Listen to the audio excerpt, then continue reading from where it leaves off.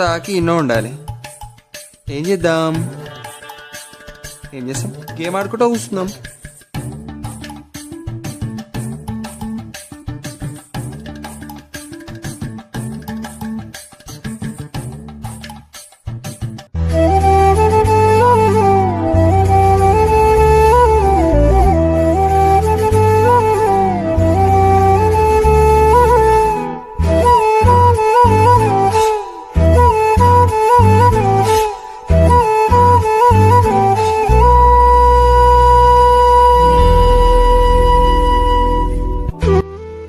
ఏమైంది ఇంత త్వరగా వచ్చావు?